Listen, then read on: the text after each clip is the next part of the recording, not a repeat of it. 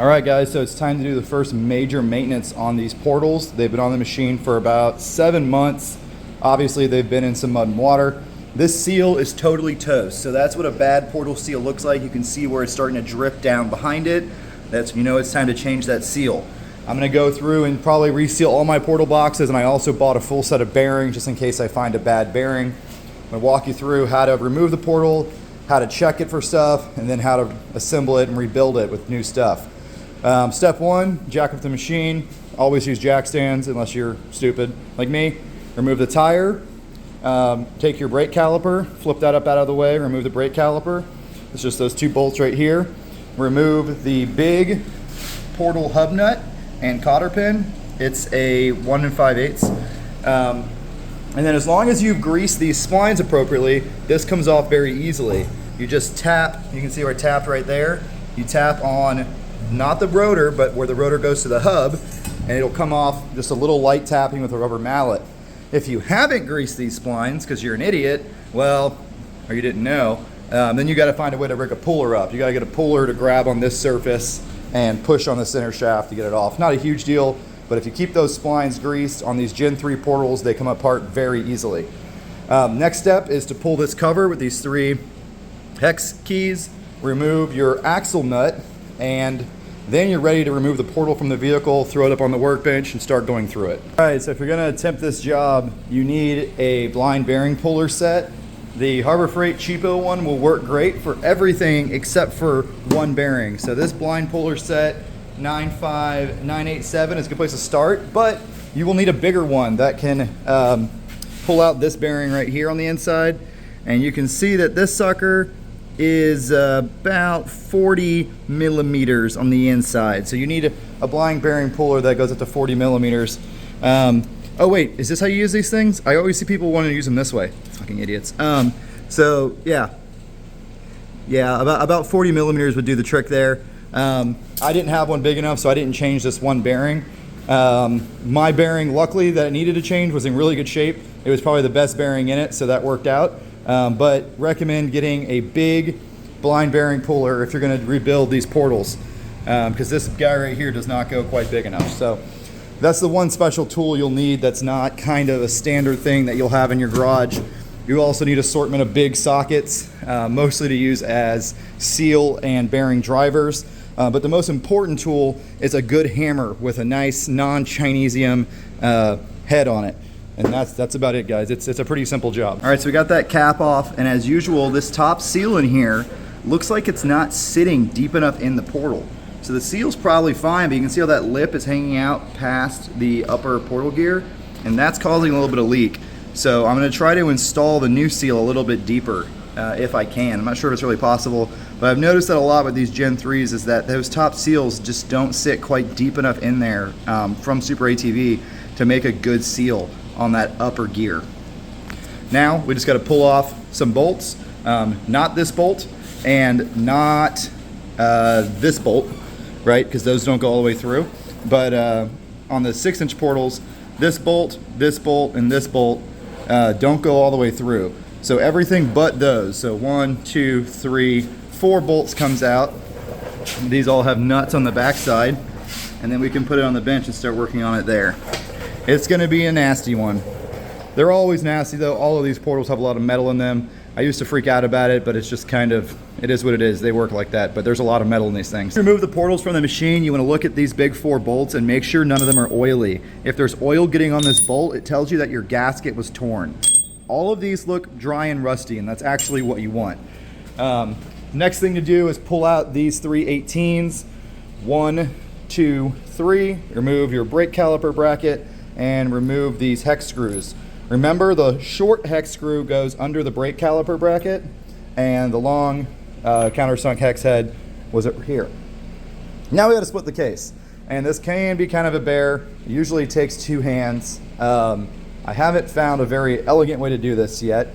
So what I usually end up doing is I'll take, where's it at? The nut that goes in the top of it. You can set this in here, and that'll give you something to tap on. So then I lift up the case with one hand, and I tap on the nut, and I tap on the shaft until it separates. It's kind of a bear. It helps to have a good pair of pliers. Like this will probably work. You kind of grab right here, hold it up a little bit, and then with your other hand you tap here, and then you hold here, and with your other hand you tap here, and you kind of go around in a circle until you get it split apart. I wish I had a helper to video this, but I don't, so you're gonna have to just imagine me doing that. So there you go, that's apart. It's very nasty in here. We can see there's a lot of moisture. There's some contamination, and that means that the bearings are totally shot, especially this bearing, right? You see the inner race stayed on the idler gear. It didn't actually come off properly. It's not seized on there or anything. The gear's fine, but I'm gonna go ahead and replace every bearing in this thing. Now the fun part about replacing these bearings is they're all blind bearings, which means you gotta go in with the bearing puller, go in there and expand and extract them. So I'll show you how to do that. It's gonna be a lot of fun. This portal box started leaking really badly on the last ride. The output shaft seal failed fairly quickly, and I noticed it halfway through the ride, but the ride must go on. So you can see all the goop coming out of these bearings. They're all going to get replaced.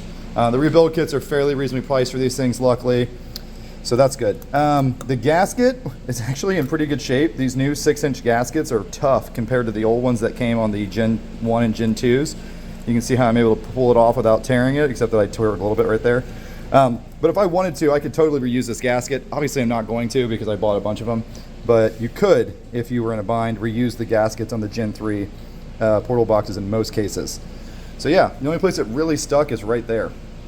So the first thing you do is get this fully assembled and get it cleaned and disassembled and cleaned, and then we'll start swapping out bearings. So I got all the low-hanging fruit, which means I got all the bearings that aren't blind holes. So these top bearings, both of the top bearings on the input gear, you can easily punch out with just an assortment of sockets. No big deal there. You can access the back of them.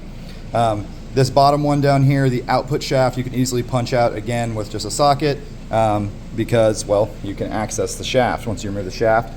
This all came out with this little hammer very easily. They're not pressed in there super tight. You can see that these are the two top bearings. They're pretty tore up looking. When the plastic starts to bubble like that, that's not a good sign. That means there's moisture getting inside the bearing and it's getting hot potentially. So these are both obviously gonna get replaced. So I'm just gonna keep disassembling and cleaning as I go. I do have to get this big output shaft bearing off of the shaft. It's kind of stuck on there. What I like to do here is I'll tap it back down onto the shaft, and then I'll clean the shaft well and maybe polish it lightly with some 1000 grit sandpaper, and then usually that bearing will slide right off. That way you don't have to get a bearing splitter out and do all that ass pain. You can try tapping it off too, but you want to clean it first before you do that.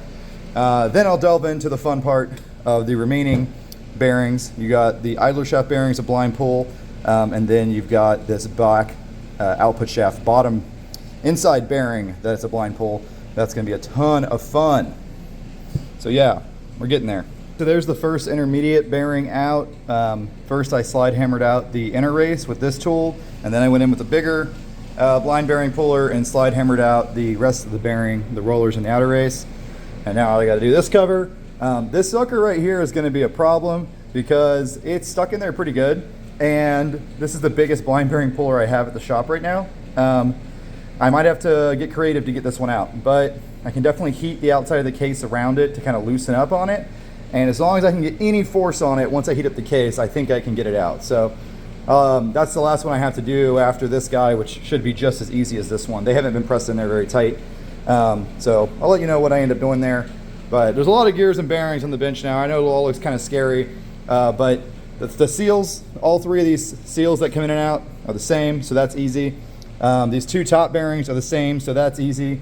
The bottom bearings, you can tell them apart because the output side one is huge and fat, and this input side one's not as fat, and these two are the same. So you really can't mess this up. All right, so as it turns out, I do not have a big enough blind bearing puller here for this guy. Last time I did it was at my buddy's shop that was much more well equipped, but this bearing actually feels good. It's still really smooth and it's not all blistered up. So I'm gonna reuse that one bearing and replace all the other ones. Hate to do that, but you gotta do what you gotta do.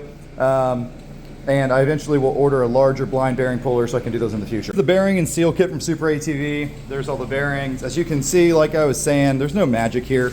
All three of these double-sided bearings, double seal bearings are the same. Then you got your input seal.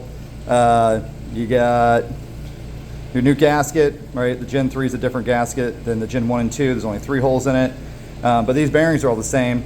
And then you got your gaskets. It's pretty simple. Your 2 pilot pivot bearings, which I call the idler.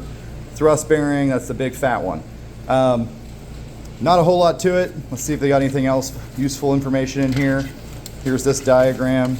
So match to current seal, 40 millimeter seal Gen 3 models only, right? Because they're sealed on both sides, and 40 millimeter seal down here.